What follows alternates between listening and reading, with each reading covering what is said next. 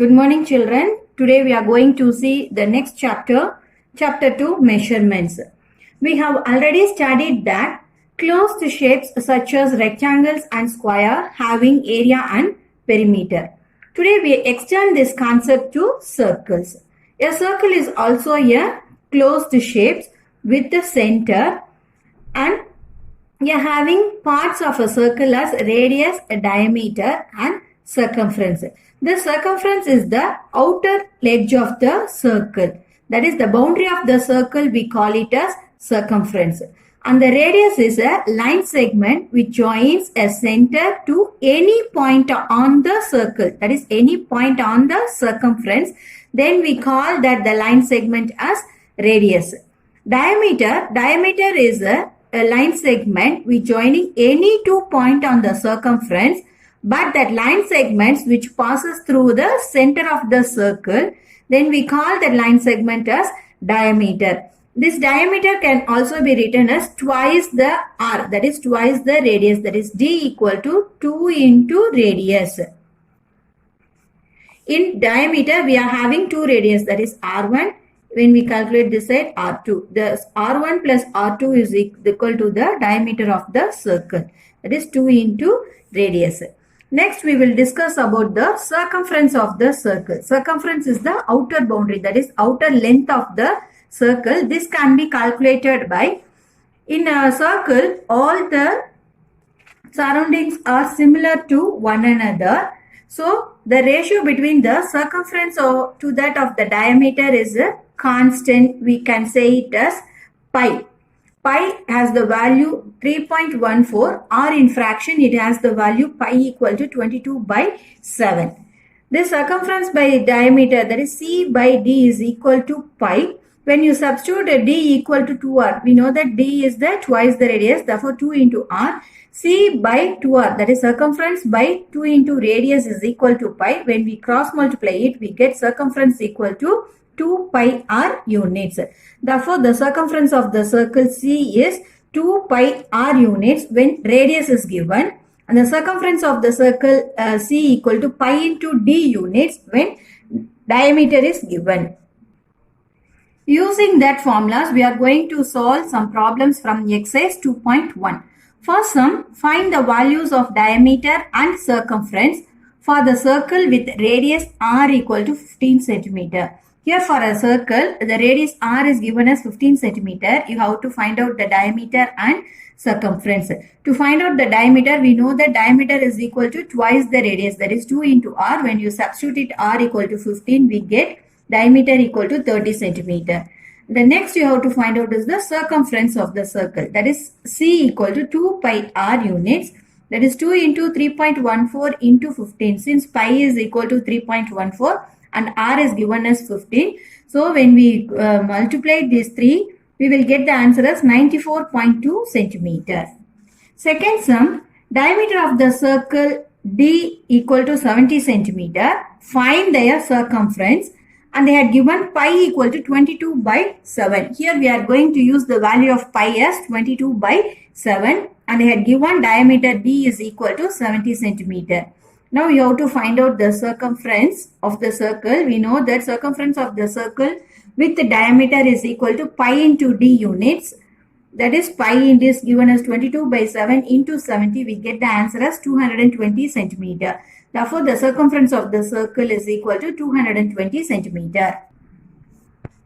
Third sum, find the circumference of the circle whose radius is 91 millimeter. Here the radius is given. You have to find out the circumference. For radius, the circumference of the circle is equal to 2 pi r units. That is 2 into 22 by 7 into 91. That is equal to 572 millimeter. Therefore, the circumference of the circle is equal to 572 millimeter. Fifth sum, the diameter of the bullock cart wheel is 1.4 meter. Find the distance covered by it in 150 rotations. Here the diameter of the bullock cart is given, that is d is equal to 1.4 meter.